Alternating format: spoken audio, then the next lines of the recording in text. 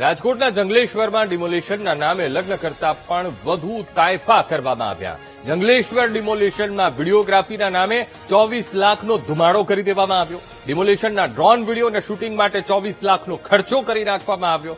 VTV news પર વિડીયોગ્રાફીનો contract રાખનાર Hitesh Bhayani exclusive આવ્યા. હિતેશ ભાયાણીએ 24 લાખના ખર્ચ અંગે મોટો ખુલાસો કર્યો છે. ખાનગી ડ્રોનથી શૂટિંગ કરાવીને મનપાએ 24 લાખ રૂપિયા ઉડાવી નાખ્યા છે. સાથે એ પણ કહ્યું સરકારી ડ્રોન હોવા છતાં ખાનગી ડ્રોનનો ઉપયોગ કરીને ચૂનો લગાડવામાં આવ્યો છે. સરકારી તિજોરીને નુકસાન પહોંચાડવામાં આવ્યું છે.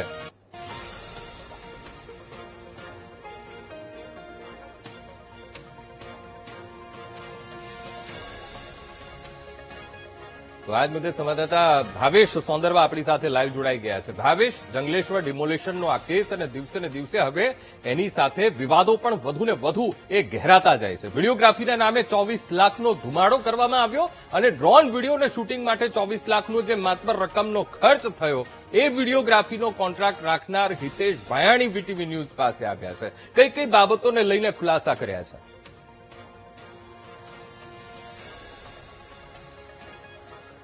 ચોક્કસથી અંકુર, જે પ્રમાણે જંગલેશ્વર વિસ્તારમાં મેગા ડિમોલેશન છે તે કરવામાં આવ્યું હતું ને જે પ્રમાણે વીઆઈપી ડિમોલેશનનો અંદાજિત 3 કરોડનો ખર્ચ થયો છે. એટલે કે 1500 મકાન તોડી પાડવા માટે 3 કરોડની રકમ છે તે કોર્પોરેશન દ્વારા વાપરવામાં આવી છે.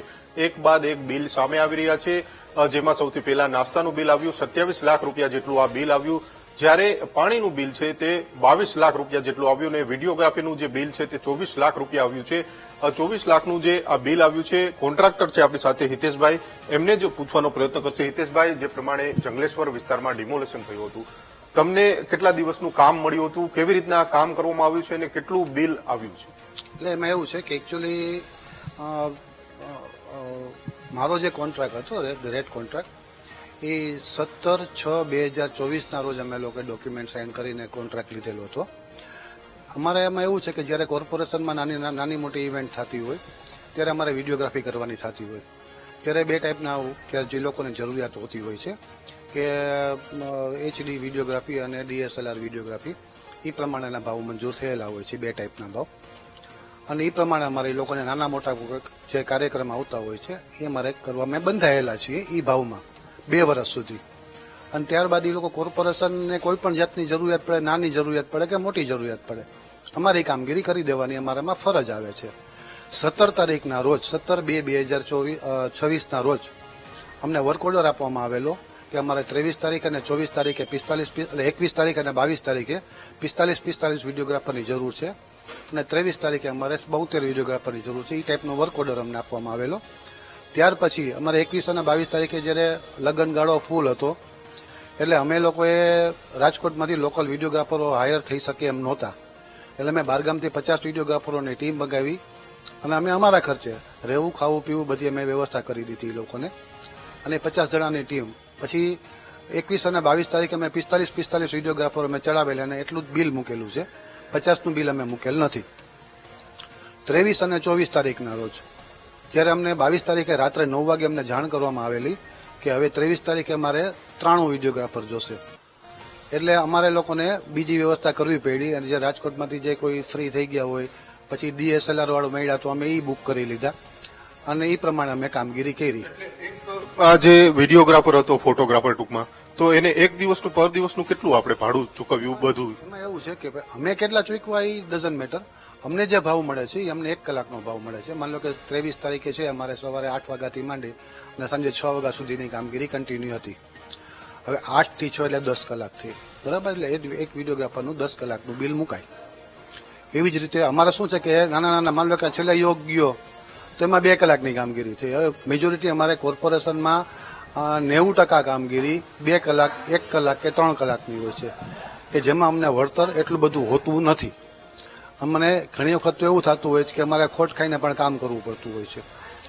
આ અમારા કોન્ટ્રાક્ટની અંદર પહેલી વખત અવડું મોટું કામ આવેલું અને આ બધાના માણસોને પૈસા ચૂકવવા માટે મેં મારો પોતાનો ફ્લેટ ગીરવે મૂકેલો છે અત્યારે એક્સિસ બેંક પાસે અને એ મેં પૈસા ઉપાડીને બધા માણસોને મેં ચૂકવેલા છે. ટોટલ 24 લાખમાંથી ઓલરેડી મારું જે ઓન પેપર બેંકમાંથી મેં જે ટ્રાન્ઝેક્શન કરેલું છે એ 14 થી 15 લાખ રૂપિયા ઉપરનું તો મેં ટ્રાન્ઝેક્શન વિડીયોગ્રાફરને મજૂરી પેટે ચૂકવેલું છે. ત્યાર ઉપરાંત અમારામાં જીએસટી ઇન્ક્લુડ હોય છે. એટલે અમારે આ બધી વસ્તુનો અમારે જીએસટી 24 લાખ રૂપિયાનો અમારે જીએસટી ભરવાનું હોય છે. એ જે મેં એપ્રિલ મહિનામાં ભરેલો છે. એટલે આમાં કઈ અમારું કઈ એટલું બધું પ્રોફિટનો ગાળો હોતો નથી. એટલે બીજા નંબરની વાત, જ્યારે પણ કોઈ પણ આવડું કામ થતું હોય, માની લો કે છેલ્લે કોર્પોરેશન મહાનગરપાલિકાની ચૂંટણી ગઈ તો કલેક્ટરમાં તમે ડેટા મંગાવી શકો છો. હાઈએસ્ટ બિલ વિડીયોગ્રાફીનું થાય છે, બીજી વસ્તુનું નથી થતું. પણ સુપ્રીમ કોર્ટની ગાઈડલાઇન્સ છે કે તમારે કોઈ પણ ડિમોલેશન થાય કે કોઈ પણ ઇલેક્શન કરો કે પરીક્ષા લ્યો, તે તમારે અપ ટુ એન્ડ સુધી તમારે વિડીયોગ્રાફી કરાવડાવવી ફરજિયાત છે. જેથી કરીને કોઈ ઇસ્યુ ઉભો થયો હોય તો તમે વિડીયોગ્રાફી જોઈ અને તમે કરી શકો છો. 24 લાખ રૂપિયાનું આ જે બિલ આવ્યું છે, એ બિલ તમને કોર્પોરેશને ચૂકવી આપ્યું છે? કેવી રીતના ચૂકવું છે? કેશમાં ચૂકવું હતું કે કેવી રીતના ચૂકવું છે? ના, અમારે એકચ્યુઅલી એવું છે કે અમારે જે કંઈ બિલ થતા હોય છે એનું ઓડિટ થતું હોય છે કે એની ખર્ચ મંજૂરી લેવાતી હોય છે. ત્યારે એએમસી ડીએમસી લેવલે એની ખર્ચ મંજૂરી થતી હોય છે. એ લોકો બિલ ચેક કરતા હોય છે. એ લોકોને કંઈ ક્વેરી લાગે તો અમારી પાસેથી લેખિતમાં એ લોકો લેતા હોય છે. જેમ કે એએમસી સાહેબે જ્યારે એને જરૂર લાગી ત્યારે મારી પાસેથી એને મને કીધું હતું, મેં લેખિતમાં એને એ પ્રમાણે એને ક્વેરી સોલ્વ કરી દીધેલી હતી. ત્યારબાદ એ બિલ ઓડિટમાં જાય છે. ઓડિટવાળા એ ઓડિટ ચેક કરે છે. અને ઉપરાંત જ્યારે સાહેબો જ્યારે બિલ મૂકે છે ત્યારે પણ અમારું વિડીયો રેકોર્ડિંગ ચેક કરી કે ભાઈ અમે 45 વિડીયોગ્રાફર મૂક્યા હતા તો 45 વિડીયોગ્રાફરોનું રેકોર્ડિંગ એમાં છે. એ ચેક કર્યા પછી જ અમને એ લોકો આગળ બિલ મોકલે છે. અને એ પ્રમાણે અમારે એકચ્યુઅલી 22 તારીખની કામગીરી કરેલી હતી અમે 27 તારીખ સુધીની. એનું બિલ અમને એપ્રિલ મહિનામાં મળ્યું છે. એપ્રિલના મધ્યમાં અને એન્ડમાં મળેલા છે. આ બિલ ડિમોલેશનનું બિલ છે એ તમને કોર્પોરેશને આપી દીધું શું છે અત્યારે? અમારે ઓનલાઈન જમા થઈ જતા હોય છે અમારા ખાતામાં. અમે લોકો જે ટેન્ડર અમારા ઓલા હોય છે થયેલા વેન્ડર કોડ અમારા હોય છે, જનરેટ થતા હોય છે, એમાં એ લોકો અમારા ખાતામાં ડાયરેક્ટ જમા થતા હોય છે. બિલને લઈને સવાલો ઉભા થઈ રહ્યા છે કે ક્યાંક કોન્ટ્રાક્ટરની અને અધિકારીઓની મિલીભગત છે અને આ જે કૌભાંડ છે બિલમાં કરવામાં આવ્યું છે, એવા પણ અનેક સવાલો ઉભા થઈ રહ્યા છે. ના, એમાં એવું છે કે અમારું જે સાંસ્કૃતિક વિકાસ વિભાગ છે એમાં હજી સુધી હું આટલા વખતથી કામ કરું છું પણ હજી સુધી મેં એવું ક્યારે જોયું નથી કે કોઈ અધિકારીએ મારી પાસેથી પૈસા માંગ્યા છે કે કોની પાસેથી પૈસા માંગ્યા છે, એવું હજુ સુધી મેં જોયું નથી. મારા ધ્યાનમાં નથી આવ્યું અત્યાર સુધી. એવું પણ કહે છે કે અત્યારે જેટલા કોન્ટ્રાક્ટરો છે, આખો વિવાદ થયો છે, જેટલા કોન્ટ્રાક્ટરો છે એ કોર્પોરેશનના અધિકારીઓને ક્યાંક બચાવવામાં લાગ્યા છે અને એમના તરફેણમાં ક્યાંક વાત કરી રહ્યા છે. તમે પણ કહો છો કે ભાઈ કોર્પોરેશનના અધિકારીઓ અમારી સાથે આવું કંઈ કર્યું નથી? ના, એક વસ્તુ એ તમને પણ હું આજ મારી વસ્તુ બી ફેક કહું છું ને કે મેં કોઈને 1 રૂપિયો ચૂકવેલ નથી. બરાબર છે. મારું જે કંઈ બિલ છે ઓથેન્ટિક છે. અને જે કંઈ હતા મેં તમને કહું છું ને કે મેં ઓનલાઈન 15-17 લાખ રૂપિયાનું મેં ચૂકવણું કરેલું છે, પ્લસ જીએસટી ભરેલું છે. જીએસટી તો જે 24 લાખ રૂપિયાનું મેં બિલ બનાવ્યું હોય, અમે જીએસટી વાળી પેટી છે એટલે મારે જીએસટી ભરવો પડે એમ. તો અહીં 1.5 લાખ રૂપિયા મને વૈધા હોય 24 લાખના બિલમાંથી, તો એટલો તો હું પ્રોફિટ કરવા છું જ ને, હકદાર છું એટલો તો.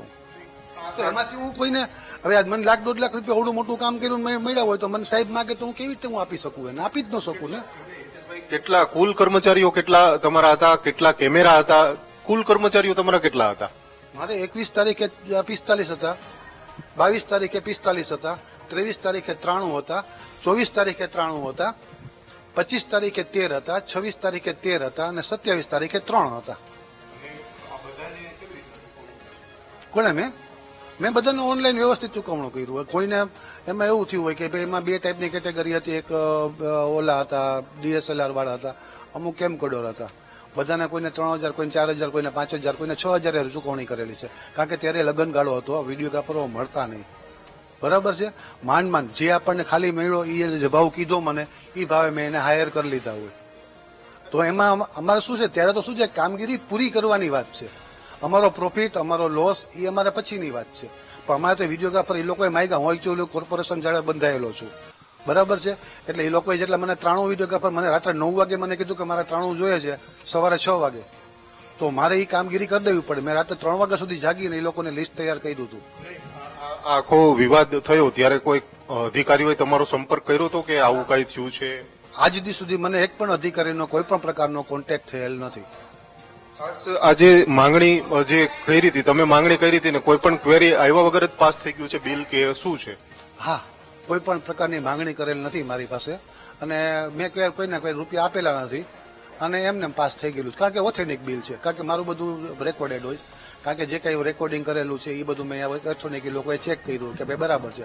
અને ત્યારે ખબર છે કે અવડા મોટા કામની અંદર આટલા વિડીયોગ્રાફરો ઓછી જગ્યા ઓછા ટાઈમમાં મળવા બહુ મુશ્કેલ છે, નથી મળતા. બરાબર છે, છતાં મેં એ કામગીરી ઉત્કૃષ્ટ રીતે પૂરી કરી હતી.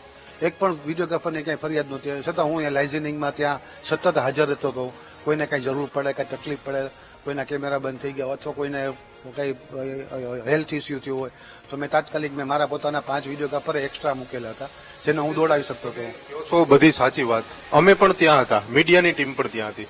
તમે જે રીતના કવરેજ કર્યું છે એમાં એવું તો કે અમને નજરે નહોતું આવ્યું કે ભાઈ આટલા બધા વિડીયોગ્રાફર તમારા પણ છે. એમાં એવું છે કે જે કંઈ વિડીયોગ્રાફરો જે હોય છે એ અધિકારીઓની સાથે હોય છે. બરાબર છે, જ્યાં તમારા લોકોનું મીડિયાનું ધ્યાન જ્યાં હોય છે એ મેજોરિટી ડિમોલેશનની ઉપર હોય છે.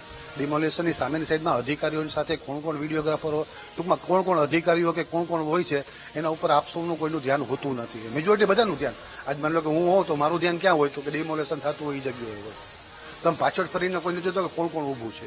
જ્યારે વિડીયોગ્રાફરો જે છે અધિકારીઓની સાથે ઊભા હોય છે, અધિકારીઓની સાથે જ એ લોકોને રહેવાની ડ્યુટી હોય છે. આડું અવળું ન થઈ શકે, કારણ કે એ ઇસ્યુ એવો હતો કે ક્યાંય કાંઈ પ્રોબ્લેમ થાય થોડોક એ લોકોએ દૂર ઊભું રહેવું પડે, કારણ કે પથ્થર જે આવતા હોય છે એ લોકોની સેફટી માટે એ લોકોને તાત્કાલિક યાદ. તમારા લોકોને શું છે કે બાઇક લઈને તમે નીકળી ગયા, એ લોકોની ત્યાં ડ્યુટી આખો દિવસની છે.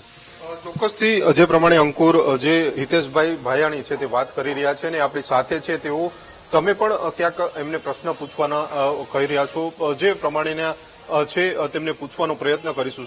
જી અંકુરભાઈ. છે એ ભાવેશ, પહેલી વાર એવું બન્યું હશે કોર્પોરેશનમાં, અત્યાર સુધી મેં તો ક્યાંય સાંભળ્યું નથી કે એજન્સી ખુલીને બહાર આવે. હંમેશા સ્પષ્ટતા, બિલની કોઈ પણ ચુકવણીની સ્પષ્ટતા એ અધિકારી અથવા તો જે તે તંત્ર એ આપતું હોય છે. પણ આજે ખુલીને એક એજન્સીના વ્યક્તિ હિતેશ ભાયાણી તેઓ બહાર આવી રહ્યા છે. મારે એમની પાસેથી એ જાણવું છે કે સાંસ્કૃતિક વિભાગને તમે આ બિલ જયારે સોંપ્યું ત્યારે શું એ વિભાગના અધિકારી તરફથી તમને સ્પષ્ટતા આપવા માટે કહેવામાં આવ્યું છે કે ભાઈ તમે બહાર આવો ને તમે સ્પષ્ટતા કરો?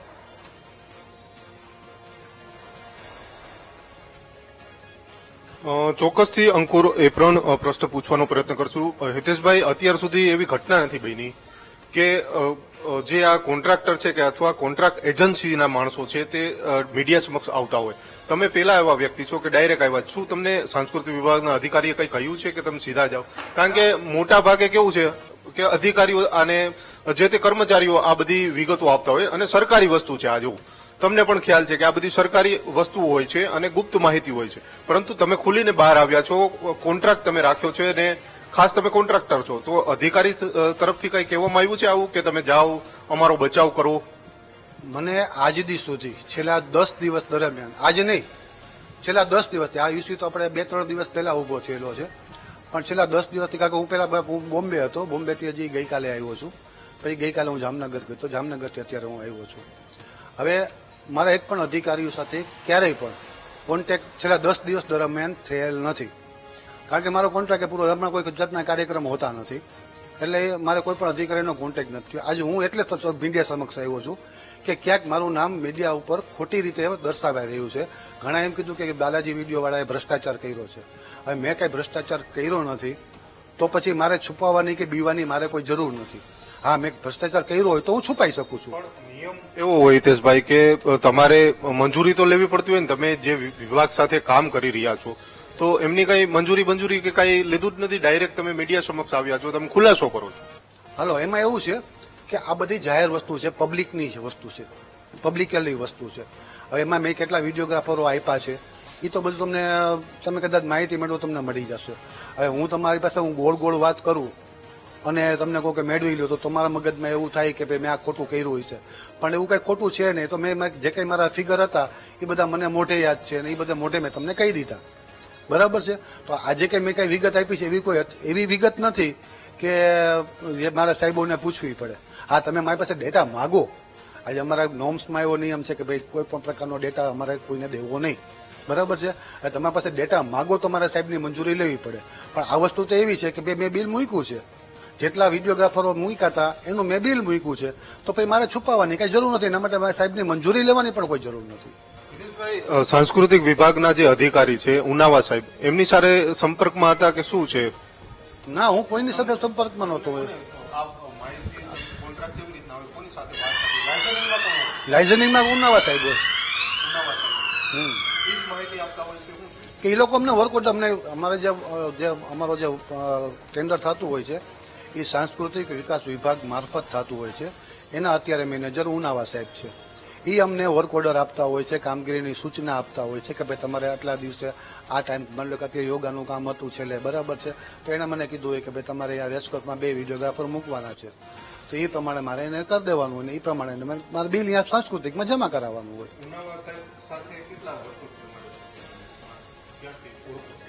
હું લગભગ કોર્પોરેશનના તમામ કર્મચારીઓને ઓળખું, ખાલી ઉનાવા સાહેબને નહીં. હું કાથરોડિયા સાહેબને ઓળખું, ડોડિયા સાહેબને ઓળખું, આ દેસાલ સાહેબને, બધા સાહેબોને ઓળખતો હોઉં છું. કારણ કે હું બધા હારે મારે કામગીરી હારે સંકળાયેલો હોઉં છું અને મારી ઉત્કૃષ્ટ કામગીરી હોય છે કે મારા વિડીયોગ્રાફરો કોઈ દિવસ પણ કોઈ પણ જગ્યાએ કોઈ પણ કાર્યક્રમ હોય 5 મિનિટ પણ મોડા પહોંચ્યા નથી. રેગ્યુલર કામ કરી અને એને એડિટિંગ કરી તાત્કાલિકના ધોરણે મેં જમા કરાવી દીધેલું હોય છે અને બિલ પણ મેં તાત્કાલિક 2 દિવસની અંદર મૂકેલું હોય છે. એટલે મારી કોઈ જાતની કામગીરીમાં આજ સુધી કોઈ જાતની ફરિયાદ નથી આવેલી. એટલે બધા અધિકારીઓ બધા મને સારી રીતે ઓળખતા હોય છે. એમ ઉનાવા સાહેબને પણ હું ઓળખું છું. આમાં એવું નથી કે ભાઈ મેં ટેન્ડર મેળવો. આ તો ટેન્ડર તો ઓપન વસ્તુ છે. અત્યારે ટેન્ડર બહાર પાડેલું છે, બરાબર છે. જેને ભરવું હોય એને છૂટ છે. જે કંઈ એમાંથી ક્વોલિફાય થાય છે એમાંથી જે L1 આવે છે એ બધી ઓપન વસ્તુ છે. આ છેલ્લો ટેન્ડર મારું જે છે એ 17/6/2024 રોજ અમારું પાસ થયું હતું. વર્ક ઓર્ડર આપેલો હતો ત્યારથી. એવી પણ વાત સામે આવી રહી છે કોન્ટ્રાક્ટ પૂરો થઈ ગયો હતો પરંતુ તેમ છતાં તમારી એજન્સી પાસેથી કામ લેવામાં આવ્યું. નહીં, મારો કોન્ટ્રાક્ટ ચાલુ હતો. મારો કોન્ટ્રાક્ટ પૂરો થયો 17/6/2026 રોજ મારો પૂરો થયો છે. જ્યારે આ કામગીરી ચાલુ થઈ ત્યારે મારો કોન્ટ્રાક્ટ ચાલુ હતો. કેટલા દિવસ કુલ કામ કર્યું? 7 દિવસ. મેં તમને 7 દિવસનું તમને લિસ્ટ આપ્યું ને તમને. અત્યારે અનેક આક્ષેપો થઈ રહ્યા છે. તમારું નામ પણ ઉછળું છે, ઉનાવા સાહેબનું પણ નામ આવે છે કે ભાઈ આ બિલમાં ભ્રષ્ટાચાર થયો છે, ભ્રષ્ટાચાર થયો. ખરેખર એવું છે? માનો છો એવું કઈ? મારા બિલમાં કોઈ જાતનો ભ્રષ્ટાચાર નથી થયેલો એટલે હું કહી શકું ઓથેન્ટિકલી કે મેં કોઈને કંઈક રૂપિયો આપ્યો નથી અને આમાં કઈ ભ્રષ્ટાચાર થયો નથી. પાણીની બોટલનો જે ભાવ છે 8 રૂપિયા બિલ બતાવે છે અને 2 રૂપિયાથી વધારે ટૂંકમાં જાહેરમાં હોય છે અને આ 8 રૂપિયા બિલમાં છે. એવું તમારે નથી ને કે કેમેરા એટલા લીધા ને એટલું? મેં કેમેરા લીધા હોય ને તો મારા ભાઈ આમાં ડેટા છે, રેકોર્ડિંગ છે કે એમાં જે કંઈ હશે કે 45 વિડીયો તો ડેટા એમાં છે જ અને એ ઓલરેડી જમા કરાવેલો છે. એમાં કઈ ખોટું છે નહીં કઈ. ચોક્કસથી જે પ્રમાણે હિતેશભાઈ છે તેઓ ખુલાસો કર્યો છે કે જે બિલ બનાવવામાં આવ્યું હતું ને બિલ છે તેમને જે કામગીરી સોંપવામાં આવી હતી ને તેના જ આધારે છે તે બનાવવામાં આવ્યું છે. મોટાભાગના જે વિડીયોગ્રાફરો છે તે રાજકોટ બહારના છે તે બોલાવતા હતા કારણ કે 2 દિવસ માટેનો જે તેમને 2 દિવસ અગાઉ જ સૂચના આપવામાં આવી હતી ને ત્યારબાદ આખી કામગીરી છે તેમને કરી છે. પરંતુ જે પ્રમાણે વિવાદો સામે આવી રહ્યા છે, એક બાદ એક વિવાદો સામે આવી રહ્યા છે અને કોન્ટ્રાક્ટરો છે તે ક્યાંક અધિકારીઓના બચાવમાં લાગ્યા હોય તે પ્રકારના દ્રશ્યો છે તે રાજકોટના આ ડિમોલેશન છે, મેગા ડિમોલેશન તેમાં જોવા મળી રહ્યા છે. જી બિલકુલ ભાવેશ, સમગ્ર માહિતી સાથે જોડાવા બદલ આપનો આભાર.